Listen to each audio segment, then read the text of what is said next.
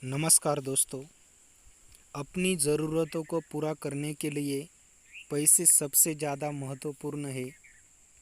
रुपयों के रूप में जिन नोटों का हम इस्तेमाल करते हैं, क्या आप जानते हैं कि वह नोट कैसे बनते हैं?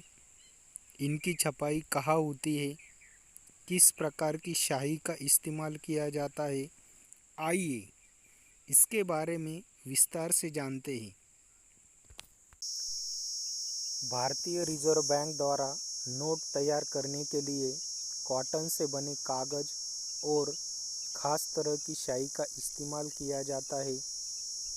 1 रुपये के नोट को छोड़कर बाकी सभी नोटों और सिक्कों को जारी करने का अधिकार भारतीय रिजर्व बैंक को है, जबकि 1 रुपये का नोट वित्त मंत्रालय जारी करता है। भारत प्रतिभूति मुद्रण तथा मुद्रा निर्माण निगम लिमिटेड वह संस्था है जो इन सिक्कों और नोटों का निर्माण करती है। भारतीय करेंसी के नोट भारत सरकार और आरबीआई द्वारा छापे जाते हैं। ब्रिटिश सरकार ने साल 1862 में पहला नोट छापा था। भारत में नोट छापने के उद्देश्य से साल 1926 में सरकार ने नासिक में एक प्रिंटिंग प्रेस शुरू की। 1947 से भारत के आज़ाद होने तक नोट छापने का जरिया नासिक प्रेस ही था। उसके बाद साल 1975 में भारत की दूसरी प्रेस मध्य प्रदेश के देवास में शुरू की गई।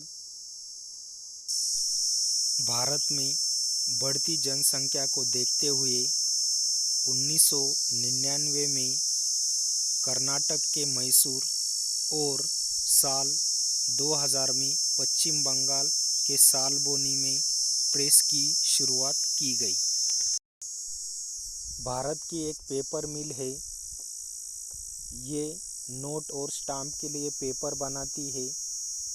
भारत के नोट में लगने वाला अधिकतर पेपर जर्मनी, जापान और यूके से आयात किया जाता है। आरबीआई अधिकारियों के अनुसार 80% नोट विदेशी कागज पर छापते हैं।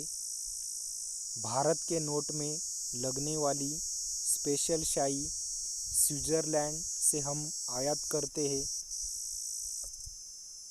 नोट छापने के लिए इंटेंग्लियो, फ्लोरोसेंस और ऑप्टिकल वेरिएबल इंक का इस्तेमाल होता है।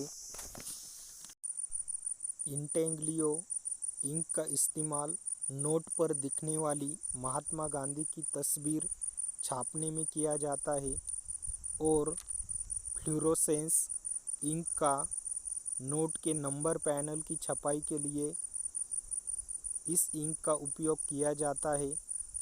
ऑप्टिकल वेरिएबल इंक नोट की नकल न हो पाए, इसलिए इस इंक का इस्तेमाल होता है। अगर वीडियो अच्छा लगे तो लाइक और सब्सक्राइब कीजिए। Thank you.